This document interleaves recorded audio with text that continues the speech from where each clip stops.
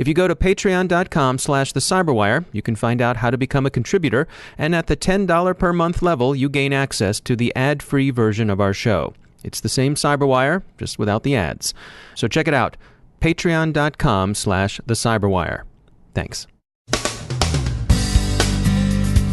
Online reactions and hacks in response to the Charlottesville rioting and homicide. Operation Leak the Analyst releases another smaller set of documents. The Shadow Brokers get some poor customer service reviews for their Exploit of the Month Club. Reputation matters in dark web markets. Google ejects SonicSpy-infected apps from the Playstore. More HBO leaks, but no new messages.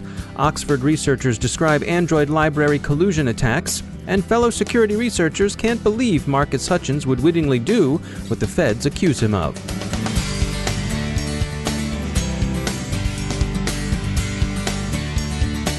And now something about our sponsors at E8 Security. We've all heard a great deal about artificial intelligence and machine learning in the security sector, and you might be forgiven if you've decided that maybe they're just the latest buzzwords. Well, no thinking person believes in panaceas, but AI and machine learning are a lot more than just empty talk. Machine learning, for one thing, is crucial to behavioral analytics. You can't recognize the anomalous until you know what the normal is, and machines are great at that kind of baselining.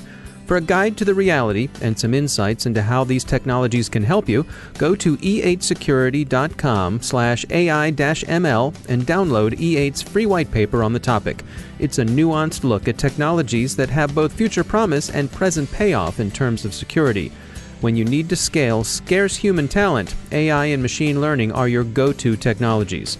Find out more at e8security.com/AI-ML. And we thank E8 for sponsoring our show.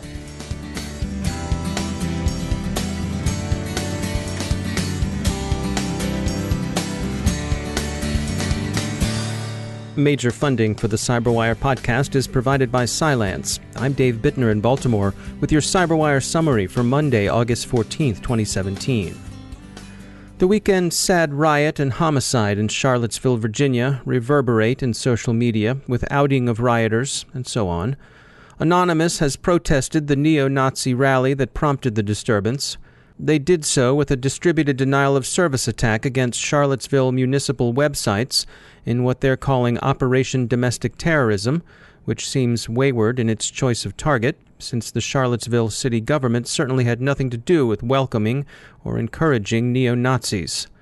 GoDaddy has ejected the Daily Stormer from its hosting service, telling the neo-brownshirt site to find itself another place on the web. The hackers working the Leak the Analyst campaign, afflicting minor pain on FireEye, released another small cache of material, only a fraction of which alludes to the company.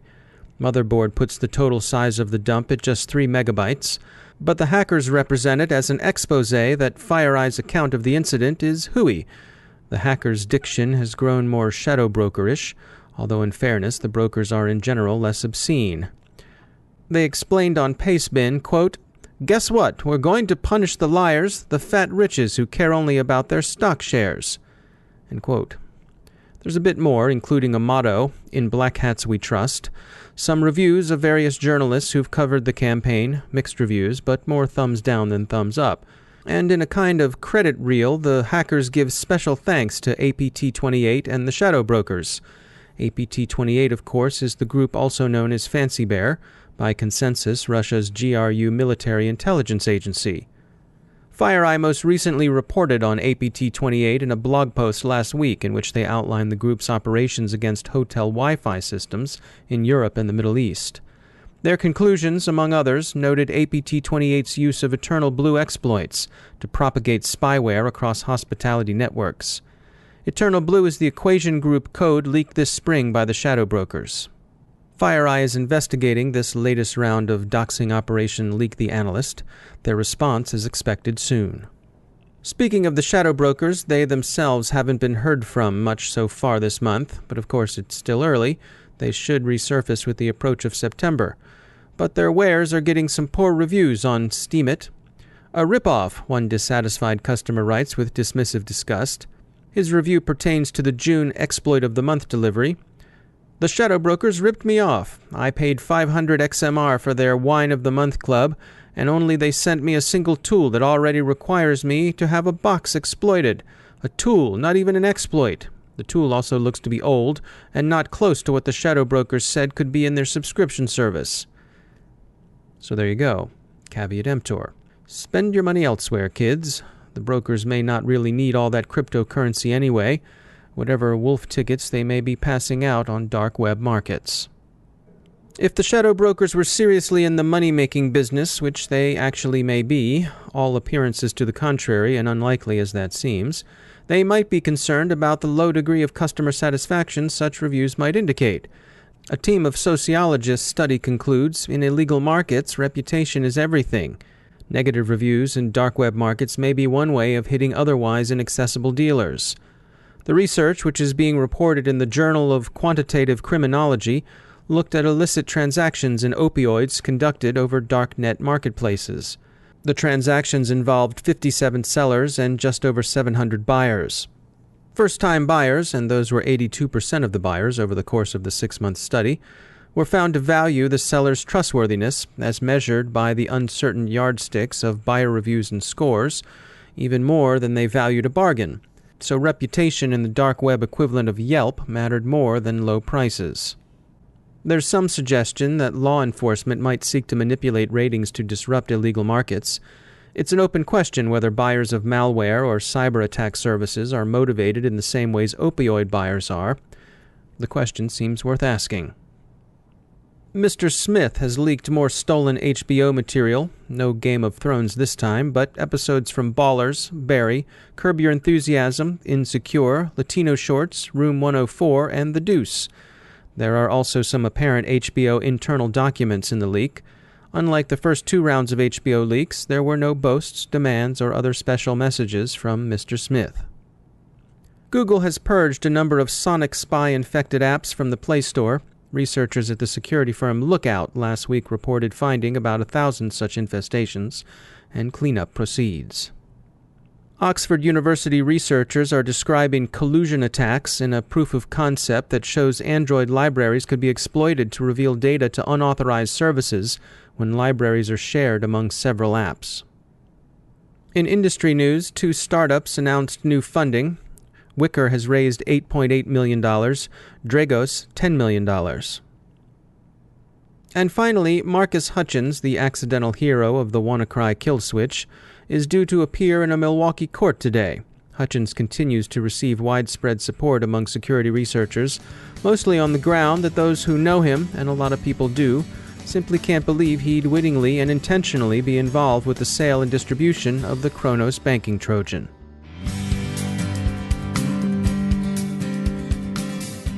Now I'd like to tell you about an upcoming webinar from our sponsor DeltaRisk.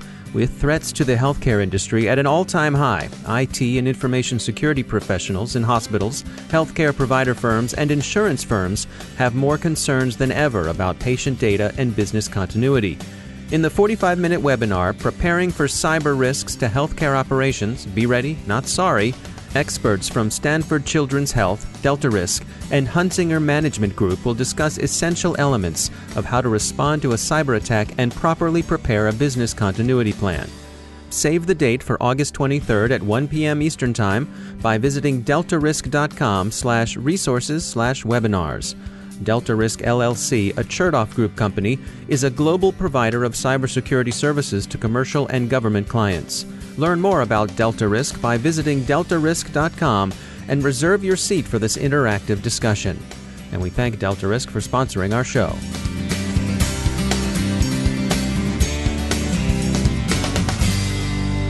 And joining me once again is Robert M. Lee. He's the CEO at Dragos.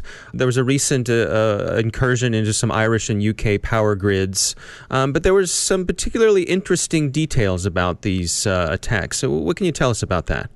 Yeah, absolutely. So the intrusions that were reported specifically talked about intrusions into the power companies themselves. We don't know if it made it into the industrial control system environments yet, which would give us even more pause. But there was discussion about targeting the integration firms, the engineering firms. And as we talked about last time, that is the type of information that we don't want to see stolen because it could help adversaries potentially move into a stage 2 type ICS attack. What that really means, to sort of break that down further, is in the industrial control system environments, these are very weird and different environments than IT. they're very different from each other as well. There's no real ICS community. There's all sorts of little sub-communities inside of that. And one substation of the power grid compared to another substation, even of the same company in that same region, could be vastly different, not only in vendors, but integration and physical equipment and physical process and how they're producing or distributing electricity. And so for an adversary to really do disruption or damage inside one of these environments, they've got to capture the understanding of that specific industrial process they're going after. Scalability is possible, as we saw with the crash override case in Ukraine 2016, but it's not trivial. And when the more you scale it, the less disruptive or damaging it's going to be by resource expenditure. So going back to this third-party concept, it's important for industrial asset owners and the community members to understand some of the most sensitive information about their industrial environments aren't contained in the ICS itself. Your IT networks probably have very sensitive information around how you're using the ICS, like billing and how you identify how much power you're distributing to your local neighborhoods or how many cookies you're pulling off the manufacturing line. But at the same time, your integration firms and engineering firms and third-party folks have all your technical details around how the network was built. So if you combine the IT knowledge that has some ICS impact in it, you combine the integration in these third-party firms, and you combine what's going on inside the ICS and what's sort of ground truth. With those three data sources, you could start designing some attacks. So I usually recommend to folks for those third-party assessments, really the IT OT piece, you just got to get that bridge built inside your own organization. But for those third-party sources, that's where we need to start seeing things like better service level agreements and an understanding that if breaches occur at an integration or engineering firm, that their customers need to be immediately notified, and they should already have good forensic practices set up in their environment to understand what was taken and who might be at risk. All right, interesting stuff. Robert M. Lee, thanks for joining us. And that's the Cyberwire. For links to all of today's stories, along with interviews, our glossary, and more, visit thecyberwire.com. Thanks to all of our sponsors who make the Cyberwire possible, especially to our sustaining sponsor, Cylance. To find out how Cylance can help protect you using artificial intelligence, visit Cylance.com. A reminder that if you're interested in threat intelligence, you should check out the Recorded Future podcast, where I am also the host. You can find out more about that at recordedfuture.com/podcast. The Cyberwire podcast is produced by Pratt Street Media. Our editor is John Petrick, social media editor is Jennifer Iben, technical editor is Chris Russell, executive editor is Peter Kilpie, and I'm Dave Bittner. Thanks for listening.